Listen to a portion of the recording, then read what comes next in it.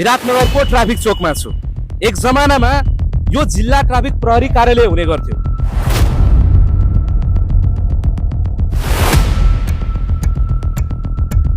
केही छैन, यसको ठेकान छैन, यो कहिले बन्छ या यसलाई भत्काइन्छ, पुनः यसलाई संरचना गरिन्छ।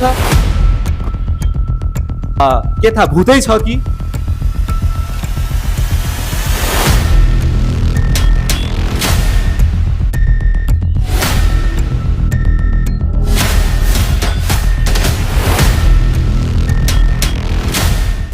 दर्शकवृन्द नमस्कार।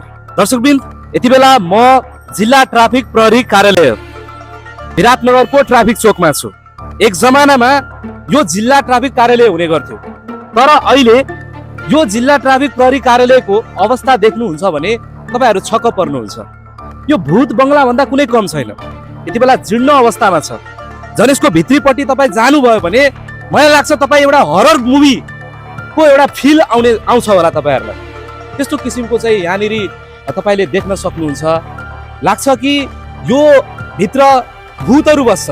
तर एक जमानामा यहाँनिर सेवाग्राहीहरू सेवा लिनको लागि आउँथे हैन। जिल्ला ट्राफिक कार्यालय भनेर एउटा प्रसिद्ध यो ठाउँ हैन। तर यो विराटनगरको एकदमै यो मुटुमा रहेको हैन ट्राफिक चोक भनेपछि ट्राफिक प्रहरी कार्यालय भएको कारणले गर्दाखेरि चाहिँ यति धेरै यो प्रसिद्ध भएको। तर जुन अहिले यति बेला अवस्था जुन देख्न सक्नुहुन्छ हैन, जुन जीर्ण अवस्थामा छ यो भूत बंगला सँगसँगै यो कति बेला के हुन्छ यसको कुनै ग्यारेन्टी छैन। भूकम्प आयो भने यो भवन भत्किन सक्छ। भित्र त तपाईलाई एउटा साउथ मुभी देखेको जस्तो अनुभव हुन्छ तपाईहरुलाई। हो दर्शकवृन्द, यस्तो किसिमको चाहिँ यहाँनिर माहौल छ। मलाई जहाँसम्म लाग्छ यो भित्र भूत पनि बस्छ जस्तो छ, किनभने यो भूत खण्डर भनेर नामाङ्कन गर्दा हुन्छ। त्यस्तो किसिमको चाहिँ यो दृश्य यति बेला तपाई देख्न सक्नुहुन्छ। र अहिलेसम्म पनि सरकार मौन छन्।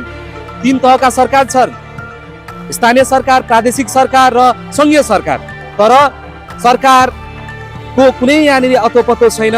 प्रतिनिधिहरू सबै मौन छन्। यो विराटनगर भनेको त राजधानी हो कोशी प्रदेशको। तर यो यस्तो अवस्था देख्दाखेरि एकदमै नाजुक लाग्छ हैन। यो एकदमै लज्जास्पद खालको यहाँनिर तपाईँ देख्न सक्नुहुन्छ। अहिलेसम्म यो भवनलाई बनाउने कुनै ठेकान छैन हैन। यसभित्र अब के छ हैन। एक जमानामा त यहाँनिर जुन चाहिँ कुनै क्राइम गरेको छ भने हैन, मोटरसाइकल बाट दुर्घटना भएको या लाइसेन्स नभएको, बिलबुकहरू नभएको फाइन चिट काट्नको लागि यसै ठाउँ आउने गर्थ्यो। यो चाहिँ लगाइएको छ। म प्रयास गर्दैछु यसको भित्र जानको लागि। अब यो खुल्यो भने म तपाईहरुलाई भित्रको पनि दृश्य म यति बेला देखाउन चाहन्छु।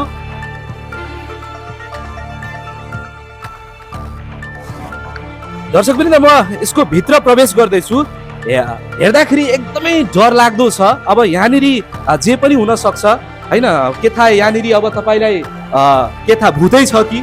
त्यस्तो किसिमको चाहिँ तपाईले दृश्य देख्न सक्नुहुन्छ। यो सबै देख्न सक्नुहुन्छ तपाईले। यो एकदमै चर्किएको भत्किएको अवस्थामा छ। र यहाँ तपाईँ देख्न सक्नुहुन्छ यहाँ स्वागतम ट्राफिक प्रहरी भनेर चाहिँ यहाँनिर लेखिएको छ। कोठा नम्बर 2 हैन। अब यहाँ चाहिँ प्रशासन कार्य रहेको छ। कार्यालय प्रमुखको कार्यालय कक्षा कोठा रहेको छ। यहाँ तपाईले देख्न सक्नुहुन्छ।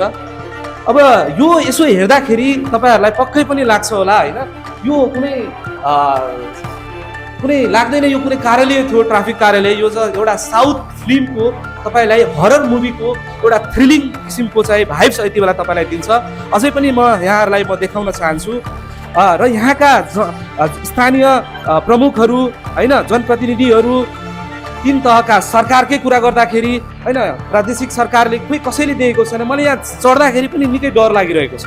कतै यो भत्किन्छ कि, कतै केही हुन्छ कि भन्ने डर छ। र कतै खतराको पनि यहाँनिर मलाई सङ्केत जस्तो लागिरहेको छ। किनभने यो एकदमै पुरानो पनि भइसकेको रहेको छ है।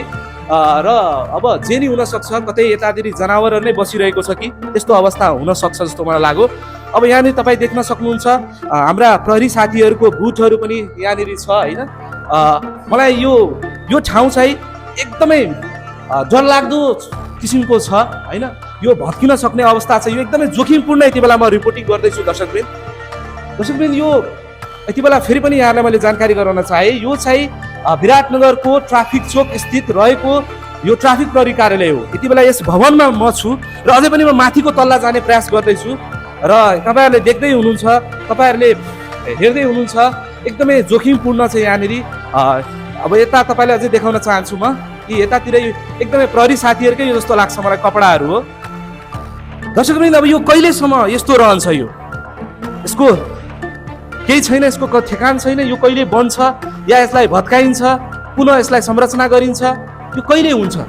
दर्शकवृन्द, यसको अहिलेसम्म कुनै केही आएको छैन र यस विषयमा पनि कसैले चासो पनि राखेको छैन। म अब माथिल्लो तल्ला जान चाहदैछु। यहाँ एकदमै हरर किसिमको मलाई फिल पनि आइरहेको छ, लाग्दैछ।